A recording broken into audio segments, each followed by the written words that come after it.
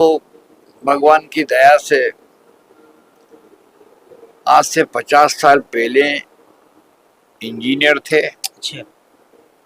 लखपति भी थे, हमारा कॉन्ट्रेक्ट का डीलिंग था। तो पैसा भी देखा, पैसे को वापरा भी, फिर चित में आया कि पैसे के सुख में कुछ है नहीं। हमको भ्रम था कि पैसे में सब सुख है। खुद को जब आप पैसे को वापर लेंगे ना, तो आपका पैसे का आकर्षण खत्म हो जाए, समाप्त हो जाएगा। दोस्तों, सेवा क्षेत्र को और धार दे रहे हैं। जी हाँ, ऐसे महात्मन जो मध्य प्रदेश के धार जिले से आए हुए हैं। आइए उनके सेवा क्षेत्र को जो धार दिए हुए हैं इस प्रयागराज की धरती पर, उनके इस महात्म विचार को हम जानते हैं। और शायद ये विचार अगर समाज में अगर जाए तो समाज भी वह पुष्पित और पल्लवित होगा और समाज का हमेशा उन्नयन होता रहेगा। हमारे चैनल में आपका बहुत बहुत स्वागत है महात्मन। आपका यह जो सादगीपूर्ण जीवन है बहुत अच्छा लगा और अंततः हमें खींच कर यहाँ लाया। हम ये जानना चाहते हैं कि यह जो विचार है ये कैसे प्रकट हुआ और क्या है इसकी एक रूपरेखा, थोड़ा बताने की। देखिए, ये परमात्मा की कृपा से ही हुआ है। परमात्मा की कृपा से ही ये भावना बनती है कि भाई भक्तों को पुण्य के लिए अपन प्रयाग ले चलो और भक्तों की व्यवस्था ठीक से हो, आनंद से हो, भक्त लोग रह पाए, भक्त लोग भजन कर पाए, साधना कर पाए और जो कुछ बन पाए वो जगत के कल्याण में दिया जाए, सेवा करी जाए, आने जाने वालों भक्तों को भी सेवा करी जाए और साधु संतों की भी सेवा की जाए, जो बने भेंट की जाए और वस्त्र दान किया जाए। हम लोग वस्त्र दान भी करते हैं, हम शाल वगैरह लाए हैं वो भी देते हैं और संतों को भेंट तो नित्य ही दे पाते हैं। प्रयास कर रहे हैं कि नित्य नित्य भेंट दे के भेजते हैं उनको। तो आनंद है, उनको भी आनंद है, हमें भी आनंद है। हमें तो आनंद देने में आनंद आ रहा है, बस ये देखने में आ रहा है। जितना आनंद दे पा रहा है ना, उनको आनंदित देख के आनंदित होते रहते हैं। महात्मा, जिस आप आनंद की खेती कर रहे हैं यहाँ पर, वो किस प्रकार की आप खेती करते हैं, कैसे करते हैं? क्योंकि आध्यात्म की अपनी एक अलग खेती है, उसके जरिए आप तमाम प्रकार के ज्ञान को आप समाज के लिए बांट रहे हैं। तो आध्यात्म में इतनी ताकत है कि वह सबको देख सकते हैं, लेकिन आम आदमी नहीं देख सकता। आदमी ऐसा क्या करे कि वो आध्यात्म के विचारों को समझ सके और वह भवसागर के जीवन से पार हो सके? देखिए, वास्तव में ये जो परमार्थ है ये अध्यात्म से ही पैदा होता है। तुम कौन हो, जब तुम जान लेते हो साधना करके कि तुम कौन हो, तो तुम्हें पता लगता है कि हम आत्म स्वरूप हैं, हम ईश्वर का अंश हैं। तो जब आप देखने जाओगे सबको तो ईश्वर अंश ही नजर आएगा और जब ईश्वर अंश नजर आएगा तो आप सेवा ही करेंगे, आनंद ही देंगे, उसके अलावा क्या कर पाएंगे। तो आध्यात्म की पराकाष्ठा है ये। बहुना जन्मनान्ति ज्ञानवान मा प्रपद्यते।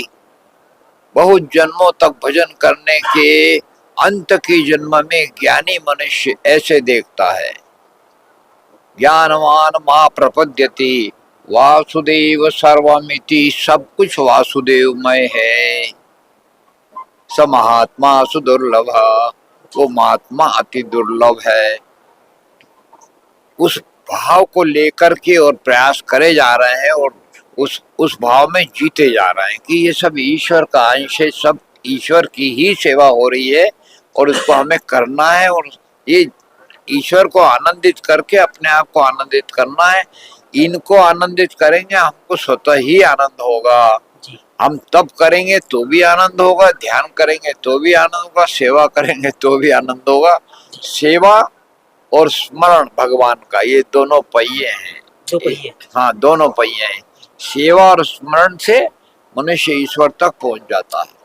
महात्मा, एक प्रश्न और है कि लोग गृहस्थ जीवन बिताते हैं, उसके दौरान उनका मन मलिन हो जाता है, उससे उबरने के लिए कोई उपाय सुझा दीजिए, छोटी सी झलक बता दीजिए ताकि लोगों का कल्याण हो सके, प्रजा का रंजन हो सके। देखिए, मन संसार के विषयों के आकर्षण से मुक्त होगा जब तुम्हें थोड़ा वैराग्य होगा। तुम पढ़ना चाहोगे तब पढ़ पाओगे। तुम्हारे दिमाग में ये होगा कि मेरे को भी ये देखना है कि संसार में अब रस नहीं है, ईश्वर में मन लगना चाहिए। तो आपका मन ईश्वर में लगेगा तभी, जब आपको थोड़ा गहराई से विचार आ जाएगा कि सत्य तो ईश्वर है। आखिर कहाँ तक ये जीवन जीना और कितने जन्मों तक जन्म मरण करना। कभी तो मुक्ति के लिए प्रयत्नशील होना चाहिए, और मुक्ति के लिए अपन प्रयत्नशील होंगे, प्रयास करेंगे, तो आपको वासनाओं से मुक्त होना पड़ेगा। वासनाओं से मुक्ति ही मुक्ति है। जी, बहुत अच्छी बात है, तो ताली बजाइए आप। हैं? वासनाओं की मुक्ति, वासनाओं से मुक्ति ही मुक्ति है। जी, तो वासनाओं की मुक्ति के लिए लक्ष्यवान होना पड़ेगा। जी, और जब वासनाओं से मुक्त होने के लक्ष्यवान हो गए, वही साधना है, वही ईश्वर की आराधना है। जितना बन पाए मनुष्य लक्ष्यवान होकर के और चलता रहे, और जब तक ध्यान से वापरोगे तो समाप्त होगा, और नहीं तो आजीवन उसमें उलझे रहो। महात्मा, आप जो है एक आम से खास की ऊंचाइयों तक पहुंचे, फिर आपने इस जीवन को जो जी रहे हैं ये बहुत ऊंचा है। तो कहने का मतलब ये पड़ाव बहुत कुछ बयां कर देता है। और ऐसे विचार जो आपकी सादगीपूर्ण जीवन है, मैं एक हमारा इसमें प्रश्न ये है कि क्या हम भौतिक चीजों को जाने बिना क्या हम आध्यात्मिक चीजों को हम जान सकते हैं? क्योंकि आप इंजीनियर हैं, तो हम आपसे इस बहुत आशा, क्योंकि लोग इसमें चिपके हुए हैं, भौतिकता में इतना चिपके हुए हैं कि उससे वह उबर नहीं पा रहे हैं, और आध्यात्मिकता की ओर कैसे वह पा रहे हैं, उनको मुश्किलें का बहुत बड़ा सामना करना पड़ा। देखिए, जब तक मनुष्य स्वयं भोगों को भोग करके खुद चित्त से वो उपरत नहीं हो जी, कि इसमें कोई सार नहीं है, तो सार कहाँ है?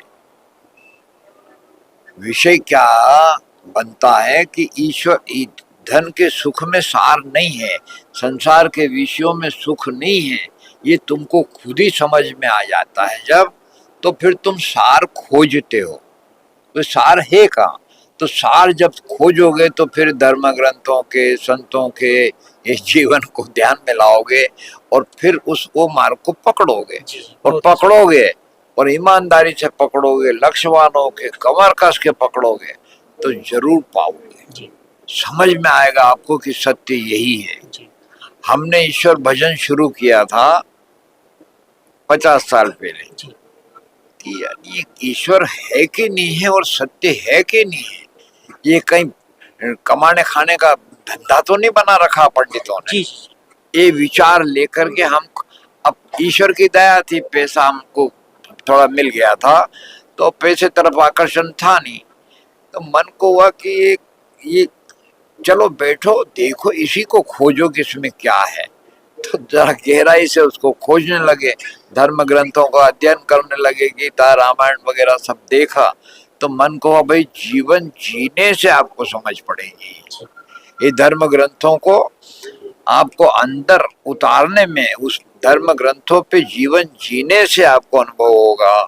तो सो सत्य, सदाचार, नम्रता, परोपकार, ब्रह्मचर्य, ये सब सद्गुण लाओ, और जितने जितने सद्गुण लाते रहेंगे अपन अपने अंदर, उतना उतना आपको आनंद और शांति मिलती रहेगी, और ईश्वर की अनुभूति होती रहेगी। है ईश्वर। दोस्तों, आप लोगों ने सुना कि किस प्रकार से सद्गुण ये महात्मन अपने अंदर लाए हुए हैं। आइए हम वह सद्गुण जो यहाँ भक्त मंडली बैठी हुई है वो देखते हैं कि वह किस प्रकार के त्याग और तपस्या के ज्ञान को वह महात्मन से धारण किए हुए हैं। आपका शुभ नाम?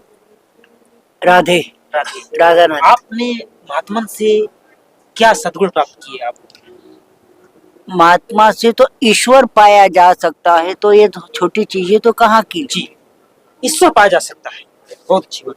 आप जो है इनसे किस प्रकार का त्याग आपने सीखा महात्मा जी से?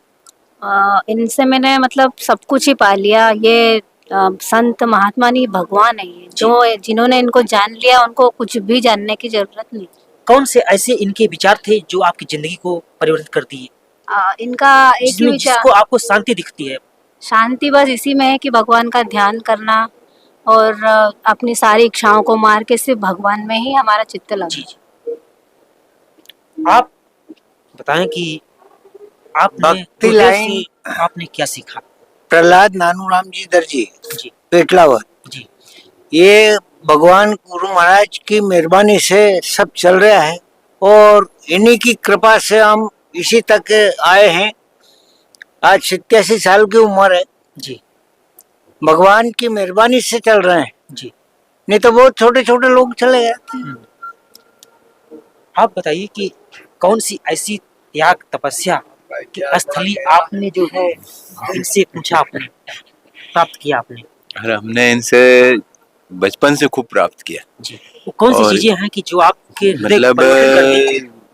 बाप जी का जो एक गुरु महाराज को इनके पास भेजते थे जी और ये जो मार्गदर्शन देते थे उससे हम प्रशासनिक सेवा में भी गए, जी यूनिवर्सिटी में भी प्रोफेसर रहे, फिर हायर एजुकेशन में पीजी प्रिंसिपल रहे, जी।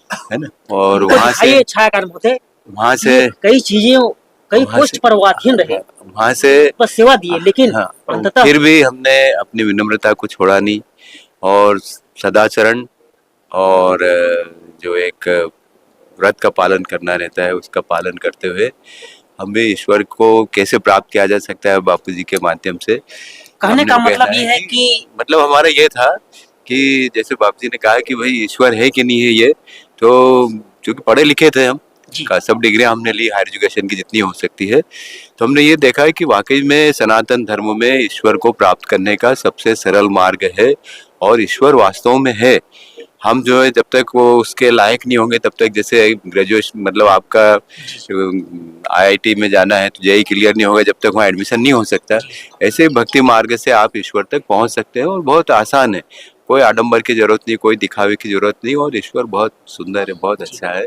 और जो प्रयाग में यहाँ जो अनुभव हो रहा है वो तो ऐसा लगता है कि रोज हम गंगा माई की गोद में हैं और बाबू जी के साथ रोज ईश्वर का दर्शन करते हैं। विनम्रता का व्रत ये धारण किए हुए हैं, लगता है कि वही विनम्रता की झलक ये दिखती हुई है यहाँ पर, क्योंकि ज्यादा तामझाम नहीं है, लेकिन वो विनम्रता की सादगी दिखती रहती है यहाँ पर। महात्मन से कौन से ऐसे उनके विचार थे जो आपके दिल को घर कर गई?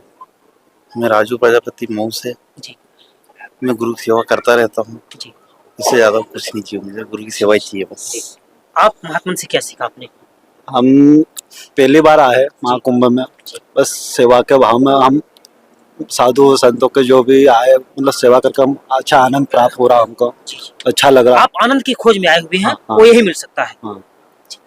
आप जो है बताइए कि आपको हम तो गुरु महात्मा महाराज से क्या सीखा आपने? महात्मा की सेवा के लिए हम तो आए यहाँ, सेवा के लिए आए हैं, समाज की सेवा के लिए आए हैं। भक्तों की और जनता की सेवा।